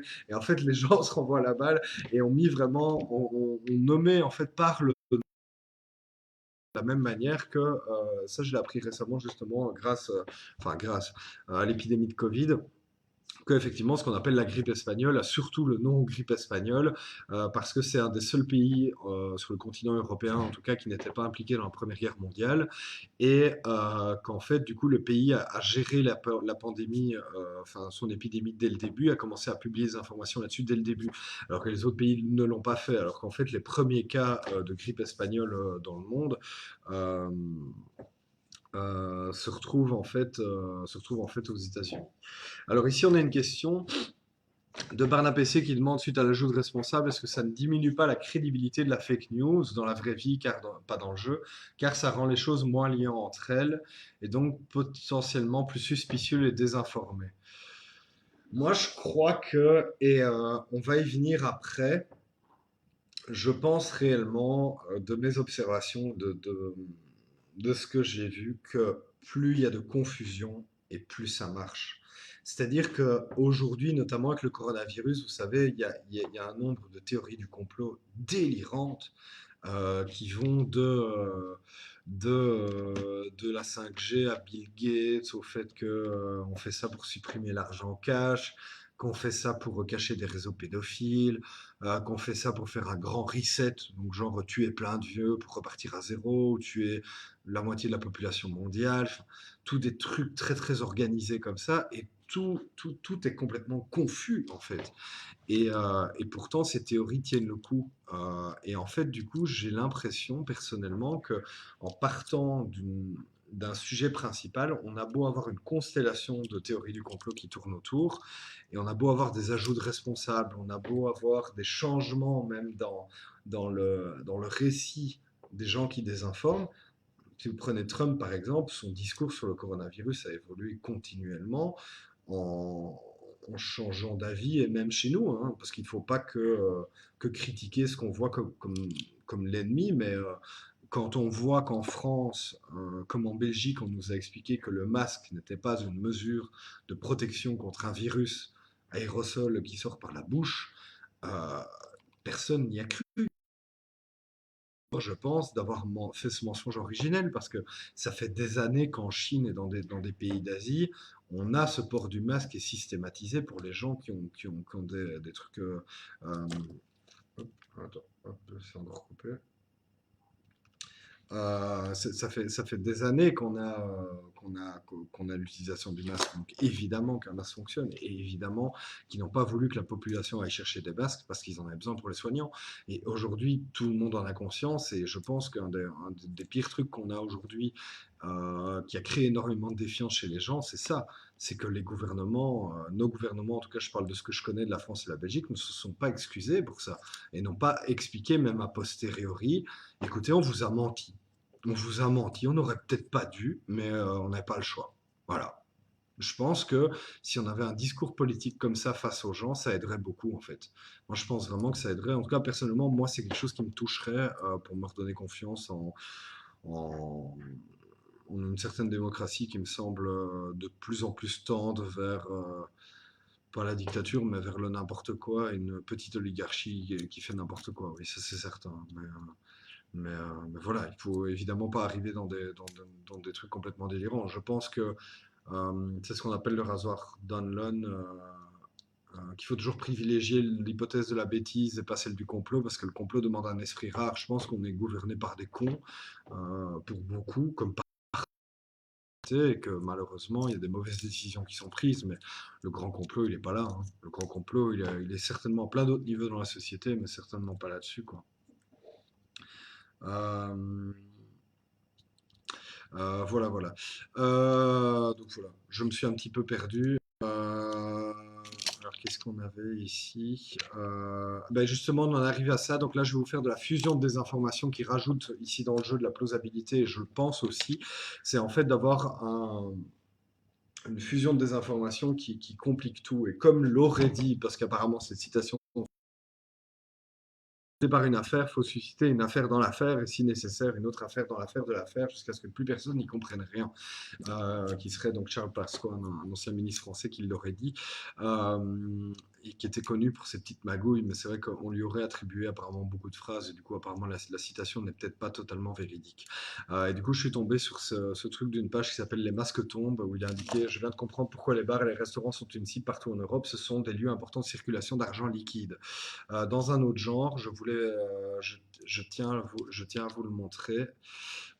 Les masques tombent. Je vais vous le montrer ici directement, la publication de ce type que j'ai vu tout à l'heure. Les chiffres sont faux car dans les hôpitaux, les gens meurent et les infirmiers disent que c'est dû au Covid alors que c'est faux. Et en fait, ils disent juste ça pour avoir des subventions. En fait, les gens meurent juste de leur maladie. C'est malheureux d'en arriver là. C'est même honteux de mentir aux gens. C'est ce genre de truc qui me rend fou aujourd'hui. Personnellement, j'ai de la famille qui travaille dans le milieu hospitalier. J'ai de la famille qui souffre énormément de cette crise. Des amis et moi-même, tout le monde en souffre et on le voit bien, le nombre de faillites, de trucs. Ce genre de propos sont irresponsables, délirants, et j'ai juste envie de mettre des claques à ce genre de personnes parce que je vois que malheureusement, il y a des mini-influenceurs comme ça qui font énormément de mal à notre société et qui font se perdre les gens dans des théories complètement absurdes et qui sont en plus très très faciles à démonter. J'avance un peu parce qu'on est... Ah, il y a quelqu'un qui parle? Non, c'est pas grave, ok. Voilà, j'avance un petit peu parce que ça fait 1 h30 et après les gens ils vont partir et tout ça. Hop, hop, hop, on va voir si on arrive à bien désinformer. De toute façon, on aura déjà vu beaucoup de trucs, hein. Donc voilà, on avance bien. Vous voyez là, notre diffusion de fausses infos, elle marche vachement, vachement, vachement bien. Je crois qu'on aura vu quasiment tout ce que je voulais vous montrer. Voilà, on va essayer de gagner la partie et comme ça on a déjà appris pas mal de trucs. Voilà, vous voyez maintenant là, notre diffusion de fausses infos, elle commence vraiment à bien cartonner. Euh, Covid-19, Bill Gates plus populaire que les grossesses chez les ados. Ah oui, c'est marrant ça. Ça, c'est vrai que c'est assez rigolo aussi comme truc, c'est que quand vous demandez aux gens combien pensez-vous qu'il y a de grossesses chez les adolescentes, les gens disent que c'est souvent 20%, alors qu'en fait la réalité serait apparemment 2%. De la même manière que quand vous demandez aux gens quel est le pourcentage que vous pensez qu'il y a de musulmans, ça avait été fait, quel est le pourcentage que les gens pensent qu'il y a de musulmans en France ou en Belgique, et en fait les gens tapaient des trucs genre 25%, alors qu'on est très très très loin. Et les gens ont souvent une vision complètement déformée de ce truc, de ce genre de stade démographique. Donc voilà. On a bientôt fini, hein. J'espère que vous allez bien. Je vous remercie à tous ceux qui sont restés, tout ça. Je n'ai quasiment plus de voix, mais voilà. Donc on va déclencher une balle. On va, qu'est-ce qu'on va faire encore? Développement de la communauté. Ça, c'est très très bien parce que ça permet que ça se développe de plus en plus vite, hein. En fait, à ce moment-là, à partir du moment où vous avez une communauté, c'est extrêmement important. J'aurais dû en parler avant. À partir du moment où vous avez une communauté qui fait le boulot à votre place, bah, vous n'avez plus besoin même de passer du temps à diffuser les trucs parce que quand vous avez une page comme ceci qui est suivie par 20 000 personnes, qui s'appelle Les Masques Tombent, vous n'avez plus besoin d'avoir nécessairement vous-même qui allez poster vos trucs dans plein de groupes. Et les gens le font tout simplement à votre place. Et c'est d'une certaine manière, on est aussi dans un principe, et c'est pour ça que je voulais vous le montrer via ce jeu, que du coup je trouve très bien foutu. On est aussi sur une courbe exponentielle de diffusion, hein, parce qu'à partir du moment où vous avez une personne qui diffuse à 3, qui eux-mêmes vont le diffuser chacun à 3 personnes, qui elles-mêmes vont diffuser chacun à 3 personnes, on est dans une exponentielle. Et, et voilà, et du coup, effectivement, la diffusion de fausses infos a aussi un caractère exponentiel absolument terrible. Voilà, la majorité du monde est trompée. Donc ici, regardez, on est en train d'écraser le monde par la déformation.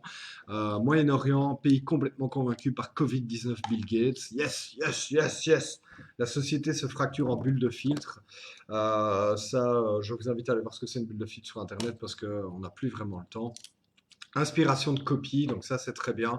Maintenant, on a tout un tas de gens qui vont continuer à désinformer en s'inventant de nouvelles théories du complot. Voilà, voilà, voilà. Et on va avoir terminé de... Tada! Tata! On a gagné! On a gagné! On a gagné! On a gagné! Voilà, je suis très très content. Victoire! Victoire! Ouais! Ouais! Voilà, on a gagné. Je suis très très content. Donc je vais repasser sur le Zoom et vous permettre, si vous voulez, de poser quelques questions. Mais j'ai plus de voix. Donc voilà. Je vous aime. Merci beaucoup à tous ceux qui ont regardé tout ça. Voilà. Je crois que tu peux désépingler Mélanie et voilà. Et alors, je vais couper la vidéo du côté, de l'autre côté, là, du côté Facebook, Nordpress, tout ça. Et on refera peut-être une petite session un autre jour sur ce truc-là. Si jamais vous voulez donner pour le procès Nordpress, n'hésitez pas, parce que si ça vous a plu, tout ça. Si vous voulez laisser des commentaires sur ce que vous en avez pensé, tout, n'hésitez pas aussi. Ça m'intéresse beaucoup d'avoir vos retours. C'est la première fois que je donne cette formation comme ça, donc voilà. Et ça doit encore être retravaillé, je n'en doute pas. Merci beaucoup à vous.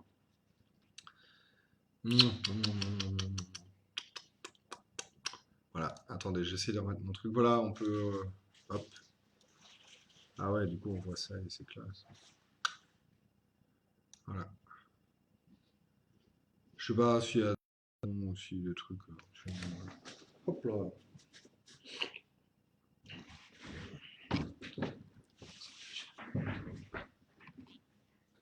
Ah, je vous présente Sandwich. C'est le meilleur chat du monde. Un sandwich.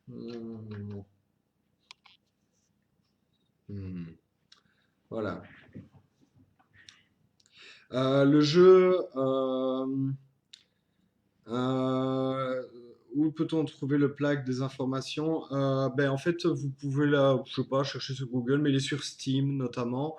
Ah oui, si vous voulez le chercher dans le jeu, pardon, c'est ici en fait. Vous devez aller dans scénario officiel et alors vous le trouvez ici directement, fausses infos. Je les connais pas les autres scénarios d'ailleurs, ça doit être certainement très cool aussi. Il y a un scénario xénophobie, tiens, ça doit être intéressant aussi. Réchauffement climatique, tout ça. Euh, vraiment très très surpris de voir ça parce que parfois ça fait un peu genre tiens ils ont profité ils ont profité du truc pour vendre un machin sur la vague fake news mais en fait non c'est très intelligemment fait je trouve ça cool quoi. Voilà. Mhm. Ça va sandwich.